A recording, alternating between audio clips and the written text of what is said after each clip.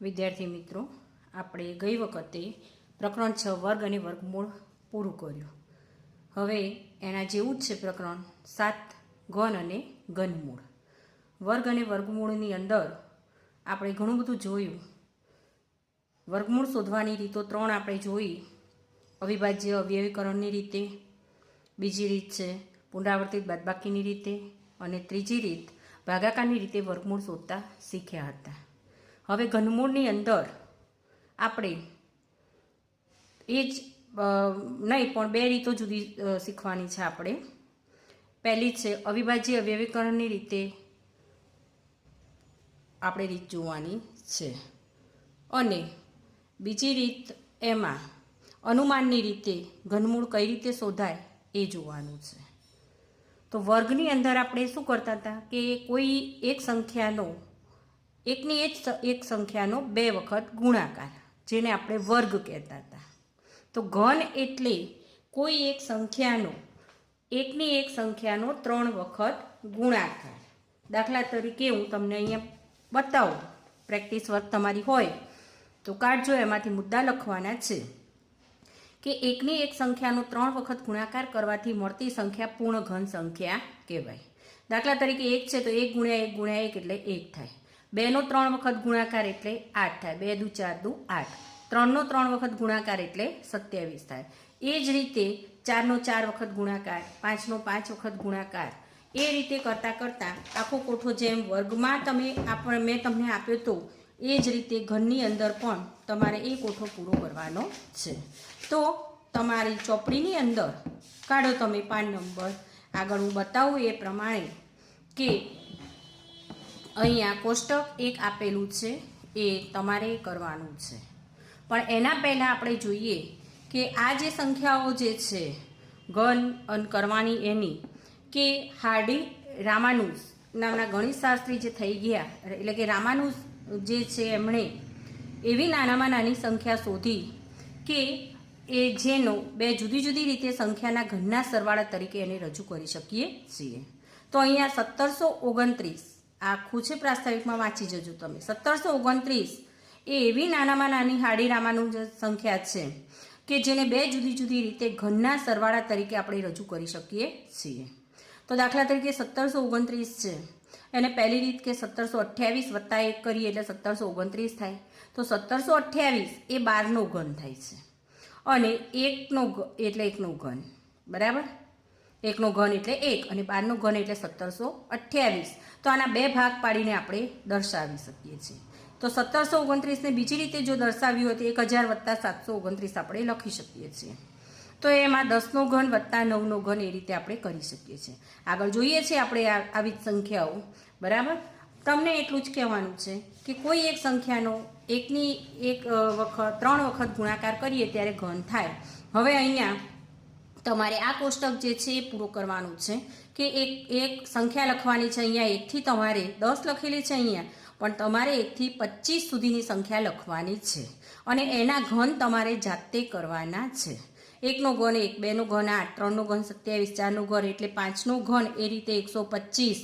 એમ કરતાં કરતાં તમારે આ કોષ્ટક આખું 25 સુધી પૂરું કરવાનું છે. અને એ 25 સુધી કર્યા પછી તમે નિરીક્ષણ કરજો કે કોઈ પણ એકી સંખ્યા છે એનો ઘન કરવાથી મળતી સંખ્યા એકી જ હશે. દાખલા તરીકે 1 છે તો 1નો ઘન એકી સંખ્યા, 3નો ઘન કરીએ તો 27 એકી સંખ્યા, 5નો ઘન કરીએ તો 125 એકી સંખ્યા. એ રીતે ઘન જે કરીએ છીએ એકી સંખ્યાનો ઘન એકી સંખ્યા થાય, અને બેકી સંખ્યાનું ઘન બેકી સંખ્યા જ થાય છે.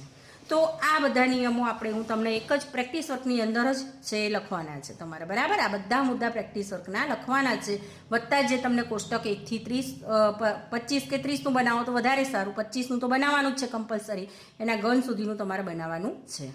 તો અહીંયા આ જે સંખ્યાઓ છે કે 1, 8, 27, પછી 4નો ઘન કરીએ તો 64, 5નો ઘન કરીએ તો 125, આ બધી પૂર્ણઘન સંખ્યાઓ છે. તો પૂર્ણઘન સંખ્યાઓ અસંખ્ય છે. તો ઘનમૂળની વ્યાખ્યા જો આપવી હોય તો આપી શકીએ કે આપેલી સંખ્યા જે સંખ્યાનો ઘન છે તે સંખ્યાને આપેલી સંખ્યાનું ઘનમૂળ કહેવાય. ઘનમૂળ દર્શાવવાનો સંકેત આવ્યો છે કે વર્ગમૂળની જે નિશાની આપણે દર્શાવતા હતા એની અંદર 3 મૂકીએ બહારની સાઈડે એટલે ઘનમૂળનો સંકેત થાય. વર્ગમૂળનો સંકેત આપણે આ રીતે દર્શાવતા હતા, જો ખબર ના હોય તો યાદ કરો, બરાબર. તો આ રીતે જે સંકેત દર્શાવ્યો આ વર્ગમૂળનો થયો, એની અંદર અહીંયા 3 મૂકો એટલે ઘનમૂળનો સંકેત થયો. ઘનમૂળનો અર્થ થાય 1/3 ઘાત. શું થાય મિત્રો? 1/3 ઘાત. વર્ગમૂળનો અર્થ થતો તો 1/3 ઘાત. મેં તમને ગયા લેક્ચરમાં કહ્યું હતું. 8નું ઘનમૂળ આ વંચાય કે 8નું ઘનમૂળ તો શું થશે? 2. કે 2 × 2 × 2 કરતાં 8 આવે છે તો 8નું ઘનમૂળ 2 થાય. એ જ રીતે 3નો ઘન 27 થાય, પણ 27નું ઘનમૂળ 3 થશે, બરાબર. તો કોઈ પણ એકી સંખ્યાનો ઘન એકી સંખ્યા મળે અને બેકી સંખ્યાનો ઘન બેકી સંખ્યા મળે. મેં અમને તમને કહ્યું એ પ્રમાણે પૂર્ણ ઘન ઋણ સંખ્યાનું ઘનમૂળ ઋણ સંખ્યા જ મળે. દાખલા તરીકે -1નો ઘન તમે કરો, -1નો ઘન કરવો છે તો -1 × -1 × -1 કરો તો -1 જ થાય, બરાબર. અહીં આગળ પણ આપણે કહેતા હતા કે ઘાતાંક જો બેકી સંખ્યામાં હોય તો ઋણ નિશાની આધારમાં ઋણ નિશાની હોય, ઘાતાંક બેકી સંખ્યા હોય તો ધન થઈ જાય, પણ આધારમાં ઋણ સંખ્યા હોય અને ઘાતાંક એકી સંખ્યા હોય તો નિશાની ઋણ જ આવે, એ નિયમ પ્રમાણે, બરાબર. એટલે પૂર્ણ ઘન ઋણ સંખ્યાનું ઘનમૂળ ઋણ સંખ્યા જ મળે. હવે તમે કોષ્ટક મેં 1 થી 25 સંખ્યાનું કીધું એ પ્રમાણે તમે કરશો એટલે તમને ખ્યાલ આવશે કે જે સંખ્યાનો એકમનો અંક 1 હોય તે સંખ્યાના ઘનનો એકમનો અંક પણ 1 હોય. આ બધી જ નિયમો તમારે વાંચી જવાના છે કે 2 હોય તો એના ઘનનો એકમનો અંક 8 હોય, 3 હોય તો 7 હોય, 4 હોય તો 4 હોય, 5 હોય તો 5, 6 હોય તો 6, 7 હોય તો 3, 8 હોય તો 2, 9 હોય તો 9, 0 હોય તો છેલ્લા 3 અંક 0 હોય. ટૂંકમાં આ કોષ્ટક તમે કરશો ત્યારે તમારે એટલું જોવાનું છે કે 2, 3, 7 કે 8 એકમ ધરાવતી કોઈ પણ સંખ્યા હોય તો એનો તમે ઘન કરો તો આ ઊંધેથી શરૂ થાય. 2નો ઘન કરો તો 8 મળશે, 3નો ઘન કરો તો 7 મળશે, 7નો ઘન કરો તો 3 મળશે અને 8નો ઘન કરો તો 2 મળશે. એટલે 2, 3, 7 કે 8 એકમ ધરાવતી કોઈ પણ સંખ્યાનું ઘન કરવામાં આવે તો એના ઘનનો એકમનો અંક અવળી દિશામાં મળે, એટલે કે 2 હોય તો 8, 3 હોય તો 7, 7 હોય તો 3, 8 હોય તો 2 મળે. ઘનમૂળમાં પણ એ જ રીતે થશે. ખ્યાલ આવી ગયો? તો આટલા મુદ્દા તમારે ચોપડાની અંદર લખવાના છે. વત્તા કોષ્ટક મેં કહ્યું 1 થી 25નો ઘન બનાવવાનું એ પણ કરવાનું છે. આગળ મેં શીખવાડ્યું એ પ્રમાણે આ હાડીનામાનું જનસંખ્યા એવી રસપ્રદ સંખ્યા છે કે જેને 2 ઘન સંખ્યાઓના સરવાળા રૂપે દર્શાવી શકાય છે. આ મેં સમજાવ્યું તમને, બરાબર. 1729નો ઘનવાળો. આવી બીજી સંખ્યાઓ 41 એટલે કે 4104 અને 13832 પણ છે જેનો ઘન તમને અહીંયા દર્શાવેલો છે, જોઈ લેજો. હવે સ્વાધ્યાય 7.1ની અંદર આપણે જોવાનું છે. સ્વાધ્યાય 7.1, બરાબર. એ પહેલાં જોઈએ ત્યારે એના ચોપડીની અંદર પાન નંબર 111 ઉપર તમને કોષ્ટક આપ્યો છે. જુઓ કે ક્રમિક એકી ઘન સંખ્યા જે છે 1 છે તો 1નો ઘન કહેવાય. પછી 1 પછીની ક્રમિક સંખ્યા 3 + 5 તો એનો સરવાળો 8 થશે જે 2નું ઘન થાય. 5 પછીની ક્રમિક એકી સંખ્યા 7, 9 અને 11 આવશે તો એનો સરવાળો 27 થાય જે 3નું ઘન થાય છે. પછીની 11 પછીની ક્રમિક એકી સંખ્યા 13, 15, 17, 19 થશે જેનો સરવાળો 64 થાય અને 64 એટલે 4નું ઘન થશે. આ રીતે તમે કરતા જશો તો તમને આખા ઘન માટેનું સૂત્ર મળશે, બરાબર. તો આ ઘન માટેનું સૂત્ર આપણને તમને આખું તૈયાર થઈ જશે. તો આ પણ તમારે લખવાનું છે. ત્યાર પછી જુઓ કે એનો જ ઉપયોગ કરી n ઘન માઇનસ કૌંસમાં n-1નો ઘન બરાબર 1 + n ગુણ્યા કૌંસમાં n-1 ગુણ્યા 3. એ નિયમ પ્રમાણે અહીંયા દાખલા તરીકે 2નો ઘન -1નો ઘન શોધવો છે તો અહીંયા 1 + 2 એટલે કે પહેલી સંખ્યા જે છે એની અંદર 1 ઉમેરવાનો છે, બરાબર. એટલે 1 + n એટલે 2 છે તો 2 + n-1 એટલે 1 એટલે કે ગુણ્યા 1 અને ગુણ્યા 3 બધામાં કોમન આવશે. આ રીતે 7નો ઘન ઓછા 6નો ઘન આ સંખ્યાઓની કિંમત તમારે શોધવાની છે. એટલે આટલું પણ તમારે ચોપડામાં લખવાનું છે. ત્યાર પછી અહીંયા સ્વાધ્યાય આપણે જોઈશું કે 7.1. તો સ્વાધ્યાય 7.1ની અંદર કે નીચેનામાંથી કઈ સંખ્યા પૂર્ણ ઘન સંખ્યા નથી. તો જુઓ અહીંયા હું વિદ્યાર્થી મિત્રો તમને કરાવું છું કે નીચેનામાંથી કઈ સંખ્યા પૂર્ણ ઘન નથી.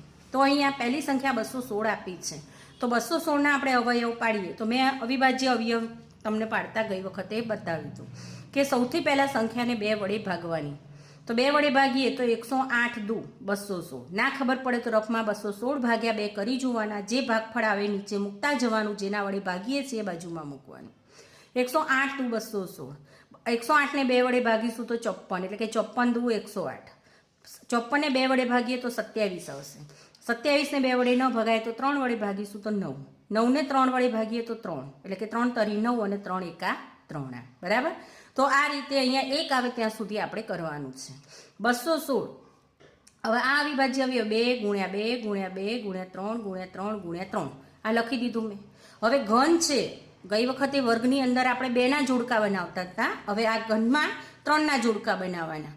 તો આ 3નું જોડકું 2નું બની ગયું, આ 3નું જોડકું બની ગયું, બરાબર. એટલે કે 2નો ઘન ગુણ્યા 3નો ઘન, બંને 3ના જોડકા બને તો પૂર્ણઘન સંખ્યા કહેવાય. જો આમાં 3ના જોડકા ન બને તો ત્રિપુટી ન બને તો પૂર્ણઘન સંખ્યા કહેવાશે નહીં. તો 216માં અહીંયા 2નો ઘન અને 3નો ઘન થાય છે, માટે 216 એ પૂર્ણઘન સંખ્યા છે, બરાબર. હવે બીજો દાખલો છે 128. તો એના પણ આ રીતે અવયવ પાડીએ તો 128 ને 2 વડે ભાગીએ તો 64 આવશે, 64 ને 2 વડે ભાગીએ તો 32, 32 ને 2 વડે ભાગીએ તો 16, 16 ને 2 વડે ભાગીશું તો 8, 8 ને 2 વડે ભાગીએ તો 4, 4 ને 2 વડે ભાગીએ તો 2, 2 ને 2 વડે ભાગીએ તો 1, બરાબર. તો અહીંયા 1 આવે ત્યાં સુધી કરવાનું છે. હવે આ બધા અવયવ અહીંયા લખ્યા તો 2 ગુણ્યા 2 ગુણ્યા 2 ગુણ્યા 2 ગુણ્યા 2 ગુણ્યા 2 ગુણ્યા 2. અહીંયા 3 3ની જોડ ત્રિપુટી બનાવીએ છીએ ત્યારે 1 2 વધે છે, એટલે અહીંયા લખી શકીએ કે 128ના અવયવોની 3 3ની જોડ બનતી નથી. 128ના અવિભાજ્ય લખજો. અવિભાજ્ય એટલે ખબર છે મિત્રો કે જેની અવયવ 1 અને સંખ્યા પોતે 2 જ હોય એવી સંખ્યાને અવિભાજ્ય સંખ્યા આપણે કહીએ છીએ. તમે નાના ધોરણમાં ભણી ગયા છો.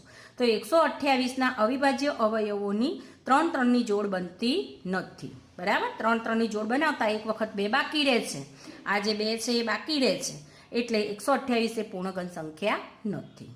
તો મિત્રો આ રીતે જો જોડ બનતી હોય તો પૂર્ણઘન સંખ્યા છે. પહેલા દાખલા પ્રમાણે જો જોડ બનવાથી વધતી હોય કોઈ સંખ્યા તો પૂર્ણઘન સંખ્યા નથી. એ જ રીતે કરવાના છે. તો દાખલા નંબર 3 4 5 તમારે હોમવર્કમાં કરવાના છે. ત્યાર પછી દાખલા નંબર 2, એવી નાનામાં નાની સંખ્યા શોધો કે જેથી તેને નીચે આપેલ સંખ્યાઓ સાથે ગુણવાથી મળતી સંખ્યા પૂર્ણઘન હોય. આમાં પણ વિદ્યાર્થી મિત્રો અવયવ જ પાડવાના છે, એટલે ખાસ તમે ઘડિયાળ તૈયાર કરી દેજો, અને ઘડિયાળ તૈયાર હશે તો જ તમને અવિભાજ્ય અવયવ પાડતા આવડશે. 243 એને ચાવીઓ મેં અગાઉ કહી હતી કે જે સંખ્યાનો એકમનો અંક 2 4 6 8 કે 0 હોય એને જ 2 વડે ભાગી શકાય. અહીંયા એકમનો અંક 3 છે એટલે 2 વડે ભગાશે નહીં, તો પછી 3 વડે ભાગવાના. તો 243 ભાગ્યા 3 કરીએ તો 81 આવશે, બરાબર. 81 ને 3 વડે ભાગીએ એટલે 27, 27 ને 3 વડે ભાગીએ એટલે 9, 9 ને 3 વડે ભાગીએ એટલે 3, 3 એકા 3. તો અહીંયા 243ના અવિભાજ્ય અવયવ 3 ગુણ્યા 3 ગુણ્યા 3 ગુણ્યા 3 ગુણ્યા 3. મિત્રો અહીંયા સીધું 9 વડે નહીં ભાગવાનું. અવિભાજ્ય અવયવ એટલે પહેલાં 2 વડે ભાગ ચલાવો, 2 ના ચાલે તો 3 વડે, 3 ના ચાલે તો આગળ 4 વડે, એ રીતે ભાગ ચલાવવાનો. પણ 2 ના ચાલે તો 4 વડે પણ ભાગ ચાલે નહીં. તો આ અવિભાજ્ય અવયવ. તો 243ના અવિભાજ્ય અવયવની 3 3ની જોડ બનાવતા અહીંયા 3ની જોડ એક બનાવી તો શું બાકી રહ્યું? 3 ગુણ્યા 3 બાકી રહે છે, એટલે 243 એ પૂર્ણઘન સંખ્યા નથી, બરાબર. પહેલો દાખલો જો હોત તો અહીંયા સુધી પૂરો થાત, પણ આપણને કીધું છે કે કઈ સંખ્યા વડે ગુણવાથી, તો એ ગુણવાથી એટલે કે અહીંયા 3ની જોડ બનાવવા માટે શું ખૂટે છે એ જોવાનું. તો એક વખત 3 ખૂટે આપણે, બરાબર. તો એક વખત જે 3 ખૂટે છે એના વડે બંને બાજુ ગુણવાના, જે આગળ પૂર્ણ વર્ગમાં પણ આપણે જોયું હતું. તો 243 ગુણ્યા 3 બરાબર અહીંયા કૌંસની અંદર આ લીધું ગુણ્યા 3, આ રીતે કર્યું, બરાબર. બંને બાજુ 3 3 વડે ગુણ્યા, એક બાજુ ગુણી શકાય નહીં. તો આનો ગુણાકાર 729 આવ્યો. હવે જુઓ આ 3ની જોડ બની ગઈ અને આ પણ 3ની જોડ બની ગઈ, એટલે 3નો ઘન ગુણ્યા 3નો ઘન. તો માટે 729 એ હવે પૂર્ણઘન સંખ્યા થઈ ગઈ, એટલે આ નવી 729 એ પૂર્ણઘન સંખ્યા છે. તો કઈ સંખ્યા વડે આપણે ગુણ્યું? તો 243ને નાનામાં નાની સંખ્યા અહીંયા 3 વડે ગુણ્યું ને, તો 3 વડે ગુણતા તે પૂર્ણઘન બને છે, બરાબર. તો મિત્રો આ રીતે દાખલા નંબર 2 અને 3 હોમવર્કમાં કરવાના છે. હવે દાખલા નંબર 4 જુઓ કે 675 તમને આપેલી છે. તો આ 675ના હું અવયવ પાડું તો એને 2 વડે તો ભગાશે નહીં, એકમનો 5 છે એટલે. તો 3 વડે ભાગીએ તો 225 આવશે. 675 ને 3 વડે ભાગીએ તો 225 આવશે. તો 225 તરી 225 ને 3 વડે ભાગતા 75 આવે, 75 ને 3 વડે ભાગતા 25 આવે, 25 ને 5 વડે ભાગીએ, 25 ને 3 વડે ના ભગાય એટલે પાયો પાયો 25 અને 5 એકા 5. તો 675ના અવયવ અહીંયા મેં લખ્યા કે 3 ગુણ્યા 3 ગુણ્યા 3 ગુણ્યા 5 ગુણ્યા 5. તો 675ના અવિભાજ્ય અવયવોની જોડ અહીંયા ત્રિપુટી બનાવીએ આપણે. તો આ ત્રિપુટી બનાવી છે. હવે આમાં શું ખૂટે છે? 1 વખત 5 ખૂટે છે, બરાબર. તો 675ના અવિભાજ્ય અવયવોની 3 3ની જોડ બનાવતા 5 ગુણ્યા 5 બાકી રહે છે. એટલે 675 એ પૂર્ણઘન સંખ્યા નથી. હવે 1 વખત 5 બાકી રહે છે તો એ 1 વખતના 5 વડે બંને બાજુ આપણે ગુણી કાઢીએ. તો અહીંયા ગુણે કે 675 ગુણ્યા 5, આ ગુણ્યા 5, આ અવયવો તો એના જ છે, ગુણ્યા 5. કૌંસ એટલા માટે કર્યું છે કે તમને ખ્યાલ આવે કે આ સંખ્યા વડે આપણે ગુણ્યા છે. હવે આનો ગુણાકાર તો 3375. આ 3 3ની જુઓ, આ 3ની જોડ બની ગઈ. આ ખૂટતા હતા 5 વડે ગુણ્યા એટલે આ 5ની જોડ બની ગઈ. તો 3નો ઘન ગુણ્યા 5નો ઘન. તો માટે 3375 એ પૂર્ણઘન સંખ્યા હવે થઈ ગઈ, બરાબર. બંનેના ઘન થયા એટલે હવે પૂર્ણઘન સંખ્યા છે. તો 675ને નાનામાં નાની સંખ્યા કઈ સંખ્યા વડે ગુણી? 5. તો 5 વડે ગુણવાથી તે પૂર્ણઘન બને. ખ્યાલ આવી ગયો? હવે આ જ રીતે 5મો દાખલો છે કે 100. તો 100ના અવિભાજ્ય અવયવ પાડ્યા. તો 50 દુ 100, 25 દુ 50, 5 5 25 અને 5 એકા 5. તો 100ના અવયવ 2 ગુણ્યા 2 ગુણ્યા 5 ગુણ્યા 5. હવે મિત્રો અહીંયા જુઓ કે 2 ગુણ્યા 2 છે, જોડ બનતી નથી. આની પણ 5 ગુણ્યા 5 છે, આની પણ જોડ બનતી નથી. જોડ બનાવવા માટે એક વખત 2 અને બીજી વખત 5 એટલા આપણે બાકી રહે છે. તો 100ના અવિભાજ્ય અવયવોની 3 3ની જોડી બનાવતા એક પણ ત્રિપુટી બનતી નથી. બને છે? નથી બનતી. માટે 100 એ પૂર્ણઘન સંખ્યા નથી. હવે પૂર્ણઘન સંખ્યા બનાવવા માટે આપણે એક વખત અહીંયા 2 ખૂટે છે તો 2 વડે ગુણે, એક વખત 5 ખૂટે છે તો 5 વડે ગુણે. તો સેમ અહીંયા પણ ગુણ્યા 2 ગુણ્યા 5 આપણે કરીએ. આ અવયવો જે છે એને બંને બાજુએ ગુણ્યા 2 ગુણ્યા 5, અહીંયા ગુણ્યા 2 ગુણ્યા 5 કર્યા. તો આનો ગુણાકાર 1000, આનો 3 3ની ત્રિપુટી બની ગઈ જુઓ. તો 2નો ઘન ગુણ્યા 5નો ઘન. હવે આ 1000 એ પૂર્ણઘન સંખ્યા છે. તો માટે 100ને નાનામાં નાની સંખ્યા 2 ગુણ્યા 5 એટલે કે 10, 2 ગુણ્યા 5 વડે ગુણ્યા એટલે એનો ગુણાકાર કરીએ. 2 ગુણ્યા 5 એટલે કે 10 વડે ગુણતા તે પૂર્ણઘન બને, બરાબર. હવે આ ગુણાકાર રીતે જોયા, એ જ રીતે હવે ભાગાકારની રીત માટે જોવાનું છે. દાખલા નંબર 3. એવી નાનામાં નાની સંખ્યા શોધો કે જેના વડે નીચે આપેલ સંખ્યાને ભાગવાથી મળતી સંખ્યા પૂર્ણઘન હોય. હવે 81. તો 81ને 3 વડે ભાગીએ તો 27. 2 વડે તો ભગાશે નહીં એટલે 3 વડે. 27 તરી 81, 9 તરી 27, 3 તરી 9, 3 એકા 3, બરાબર. તો 81ના અવયવો અહીંયા મેં લખ્યા. તો એમાં 3ની જોડ બની, એક 3 વધે છે. તો 81ના અવિભાજ્ય અવયવોની 3 3ની જોડ બનાવતા શું બાકી રહ્યું? 3 બાકી રહે છે. હવે ભાગવાનું છે તો 3 વડે ભાગવાના, બરાબર. તો અહીંયા પાછળ જુઓ તમને કે 81 એ પૂર્ણઘન સંખ્યા નથી. 81 એ પૂર્ણઘન સંખ્યા નથી. અહીંયા હું લખું કે 81 એ પૂર્ણઘન સંખ્યા નથી. તો 81 ભાગ્યા 3 આપણે કરીએ તો 3 આ બાજુ પણ 3 વડે ભાગ્યા તો 81 ભાગ્યા 3 એટલે 27. આને ભાગ્યા 3 એટલે આ 3 ભાગ્યા 3 જતા રહેશે એટલે આ 3 એકલા વધશે. તો 3 ગુણ્યા 3 ગુણ્યા 3 માટે 27 બરાબર 3નો ઘન. માટે 27 એ પૂર્ણઘન સંખ્યા છે. તો માટે 81ને નાનામાં નાની સંખ્યા 3 વડે ભાગતા તે પૂર્ણઘન બને. દાખલા નંબર 2, 3 અને 4 હોમવર્કમાં કરવાના છે. 5મો દાખલો જુઓ, 704. તો 704ના અવિભાજ્ય અવયવ પાડ્યા. તો 352 દુ 2 વડે ભગાશે, 4 એકમનો અંક છે એટલે 352ને 2 વડે ભાગતા 176, 176ને 2 વડે ભાગતા 88, 88ને 2 વડે ભાગ્યા 44, 44ને 2 વડે ભાગ્યા 22, 22ને 2 વડે ભાગ્યા 11 અને 11 એકા 11. તો 704 બરાબર એના અવિભાજ્ય અવયવો આ જે છે એ મેં લખી કાઢ્યા. અવિભાજ્ય અવયવો લખતા 3 3ની જોડ બનાવતા એકલા 11 વધે છે, બરાબર. તો 704 એ પૂર્ણઘન સંખ્યા નથી. 11 બાકી રહે છે, પૂર્ણઘન સંખ્યા નથી. તો 704 ભાગ્યા 11 આપણે કરવા પડે. આટલા 11 વધે છે તો 11 વડે ભાગાકાર કરવું પડે. તો 704 ભાગ્યા 11 બરાબર આ કૌંસમાં લખ્યું ભાગ્યા 11. તો આ ભાગ્યા 11 કર્યા એટલે 64. હવે આ 3ની જોડ બની, આ 3ની અને 11 ભાગ્યા 11 જતા રહ્યા એટલે 64 બરાબર 2નો ઘન ગુણ્યા 2નો ઘન. માટે 64 એ પૂર્ણઘન સંખ્યા છે.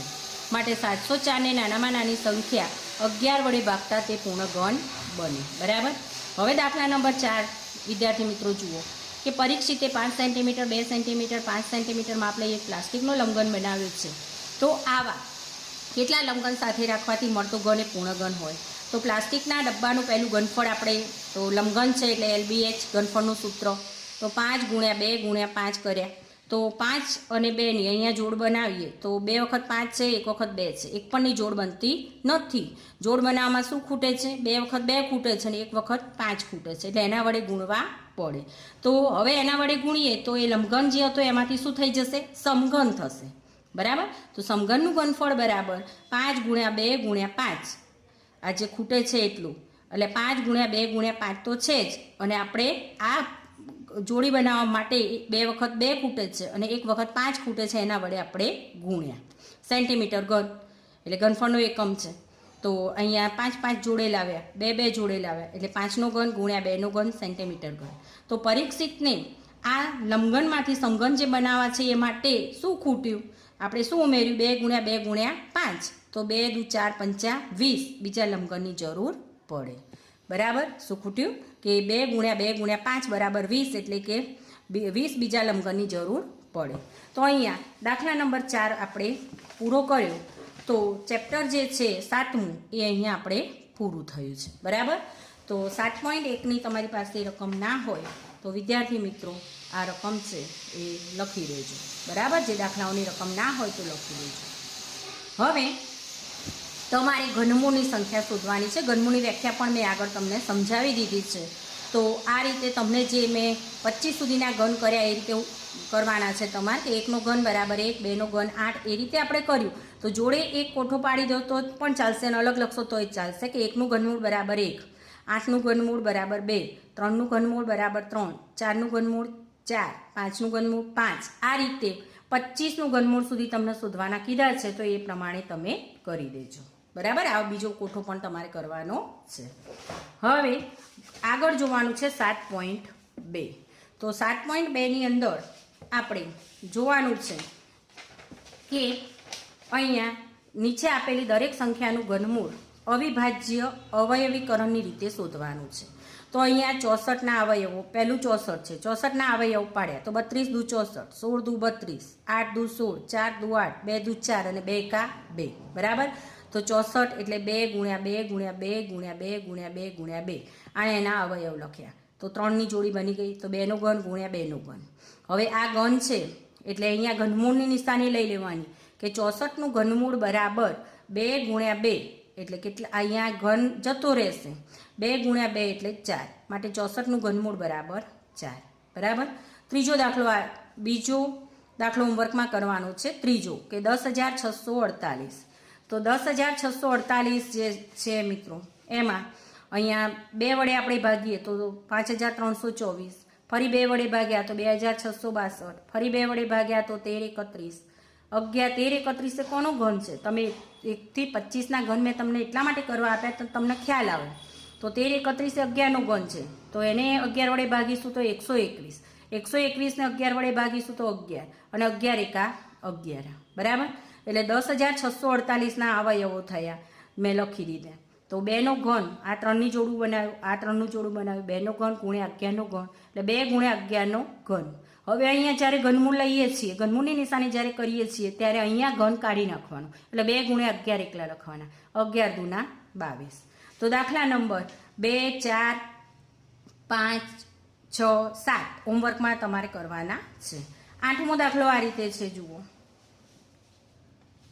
કે 8મો દાખલો તમે જુઓ અહીંયા કે 46,656. તો એના અવયવ પાડ્યા તો 46,656ને 2 વડે આપણે ભાગીએ છીએ.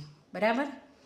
તો 2 વડે ભાગતા 23,328 દુ, 11,664 દુ, 58, 5,832 દુ, 2,916 દુ, 1,458 દુ, 729 દુ, 243 તરી, 81 તરી, 27 તરી, 9 તરી, 3 તરી 9, 3 એકા 3.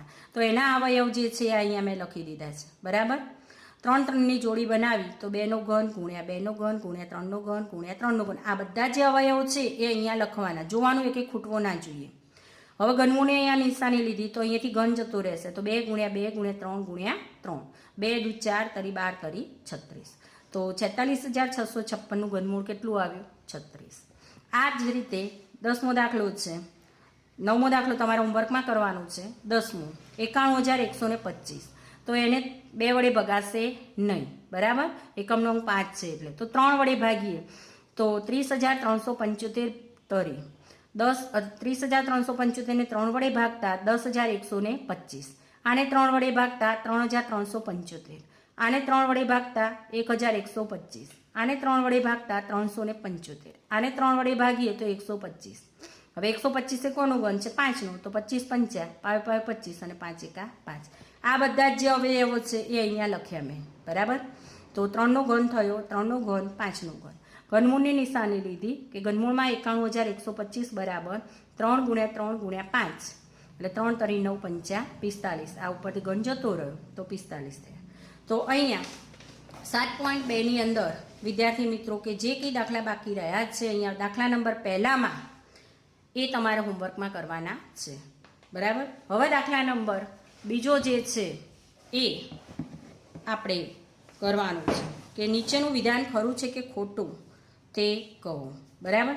તો કોઈ પણ એકી સંખ્યાનો ઘન બેકી સંખ્યા હોય તો આપણે આગળ જોઈએ કે આ વિધાન ખોટું છે. એકી સંખ્યાનો ઘન એકી સંખ્યા જ હોય. ઘન સંખ્યાના અંતિમ 2 અંકો શૂન્ય ન હોય, અંતિમ 2 અંકો શૂન્ય ના હોય તો વિદ્યાર્થી મિત્રો વિચારો કે શું હશે આમાં? અંતિમ કેટલા અંકો કે જેના અંતિમ અંકો શૂન્ય હોય તેવી પૂર્ણઘન સંખ્યા હંમેશા કેટલા અંકો શૂન્ય હોય? 3. 2 અંકો શૂન્ય ના હોય, હંમેશા 3ના ગુણકમાં શૂન્ય હોય એટલે સાચું છે. આ પહેલું ખોટું, બીજું સાચું છે. જો કોઈ સંખ્યાનો વર્ગ કરતાં એકમનો અંક 5 આવે તો ઘન કરતાં મળતી સંખ્યાના છેલ્લા 2 અંક 25 આવે. તો ખોટું છે કે આવું હંમેશા ના હોય કે 15નો વર્ગ કરીએ છીએ તો 225 આવે, પણ 15નો ઘન કરીએ છીએ તો શું આવશે? 3,375. એટલે આ વિધાન હંમેશ માટે સાચું ના હોય, ખોટું, બરાબર. કોઈક વખત ના પણ હોય આવું. એવી કોઈ પૂર્ણઘન સંખ્યા ના મળે કે જેનો એકમનો અંક 8 હોય. તો આ વિધાન શું આવશે? એકમનો અંક 8 હોય એવી કોઈ પૂર્ણઘન સંખ્યા ના મળે તો વિધાન ખોટું જ છે, બરાબર. 2નો ઘન કરીએ તો 8 એકમનો અંક આવે જ છે એટલે આ વિધાન ખોટું છે. 2 અંકોવાળી સંખ્યાનું ઘન કરતાં મળતી સંખ્યા 3 અંકોની પણ હોય તો આ વિધાન ખોટું જ છે. 2 અંકોનો ઘન કરીએ તો મળતી સંખ્યા 4 અંકમાં આવે. 2 અંકોવાળી સંખ્યાનું ઘન કરતાં 7 કે તેથી વધુ અંકોની સંખ્યા પણ મળે. તો આ વિધાન જે છે પણ ખોટું છે કે 2 અંકો અહીંયા 6 અંકો જ મળે છે, બરાબર. 2 અંકોવાળી સંખ્યાનું ઘન કરીએ, દાખલા તરીકે કોઈ પણ બીજી સંખ્યા છે એનું ઘન કરીએ તો એના અંકો 6 અંકોની સંખ્યા જ હોય, વધારે ના હોય. તો અહીંયા 1 અંકની સંખ્યાનો ઘન કરવાથી 1 અંકની સંખ્યા પણ મળે તો સાચું છે કે 1નો ઘન કરીએ છીએ તો 1 મળે છે ને, 2નો ઘન કરીએ છીએ તો 8 મળે છે એટલે સાચું છે, બરાબર. હવે દાખલા નંબર 3. જો તમને એમ કહેવામાં આવે કે 1331 એ પૂર્ણઘન સંખ્યા છે તો શું તમે અવિભાજ્ય અવયવકરણની પ્રક્રિયા વિના જ તેનું ઘનમૂળ શોધી શકો? એવી જ રીતે આનું ઘનમૂળ શોધવાનું છે બીજી સંખ્યાઓનું, બરાબર. તો હા, અનુમાનની રીત બીજી છે, ઘનમૂળ શોધવાની અનુમાનની રીત. તો એમાં શું કરવાના કે કોઈ પણ સંખ્યા છે, અહીંયા જુઓ અનુમાનની રીતથી તમને શીખવાડી દઉં કે કોઈ પણ સંખ્યા છે 1331 અહીંયા આપેલી છે તો એના 2 ભાગમાં આપણે વહેંચવાના છે. પાછળ અહીંયાથી વહેંચવાના એકમ, દશક, 100નો 1 ભાગ અને એક આગળનો 1 ભાગ, બરાબર. તો 1 અને 331 થશે. પ્રથમ ભાગ 331 થયો. આ તો 331નો એકમનો અંક 1 છે એટલે 1331ના ઘનમૂળનો એકમનો અંક પણ 1 હોય. આપણે ભણી ગયા આગળ કે 1નો ઘન કરવાથી એકમનો અંક 1 હોય તો એના ઘનનો એકમનો અંક અથવા ઘનમૂળના એકમનો અંક પણ 1 હોય. એના આધારે અહીંયા એકમનો અંક 1 હોય. બીજો ભાગ 1 છે તો 1નું ઘનમૂળ પણ 1 આવે. એટલે આ સંખ્યા મેં લખી કે 1331 ઘનમૂળ જોઈએ તો અહીંયા આનો પણ આપણે 1 મળે અને આનું પણ 1 મળે તો કેટલું આવશે? 11. તો તે 1331નું ઘનમૂળ 11 છે એટલે કે ઘનમૂળમાં 1331 બરાબર 11. હવે આ જ રીતે આમાં 3 સંખ્યાઓનું શોધવાનું છે. પહેલું અને ત્રીજું તમે જાતે શોધજો, બીજું મેં કરાવી દઉં કે 12,167. તો આ સંખ્યાને આપણે 2 ભાગમાં વહેંચી, પહેલો 167નો ભાગ અને બીજો 12નો ભાગ. તો 167ના એકમનો અંક કયો છે? 7 છે. તો 7 એકમનો અંક હોય તો એના ઘનમૂળના એકમનો અંક કયો હોય? 3. આગળ મેં શીખવાડ્યું એ પ્રમાણે, બરાબર. બીજો ભાગ 12 છે તો 12 જે છે એ શું છે? સીધું ઘનમૂળ નથી. તો 12 આપણે જોવાનું કે 2 દુ 4 દુ 8 એટલે 2નો ઘન, 3 તરી 9 તરી 27 એટલે 2ના ઘન બરાબર 8 અને 3નો ઘન બરાબર 27. તો 8 અને 27ની વચ્ચે 12 આવશે ને, બરાબર. તો 12 એ 2નો ઘન અને 3ના ઘનની વચ્ચેની સંખ્યા છે એટલે માટે 12,167ના ઘનમૂળનો દશકનો અંક પહેલું જે છે 2નો ઘન તો એનું 2 લઈ લેવાનું ઘનમૂળ 2 હોય એટલે આ 12,167 જે સંખ્યા છે એમાં આનું ઘનમૂળ 3 આવશે અને આનું ઘનમૂળ 2 આવશે એટલે ઘનમૂળમાં 12,167 બરાબર 23 બરાબર. તો આ રીતે પહેલો અને ત્રીજો આનો હોમવર્કમાં તમારે કરવાનો છે. અહીંયા આપણું ચેપ્ટર પૂરું થાય છે. તો વિદ્યાર્થી મિત્રો તમે ચોપડાની અંદર આટલું બધું તમારે લખવાનું છે.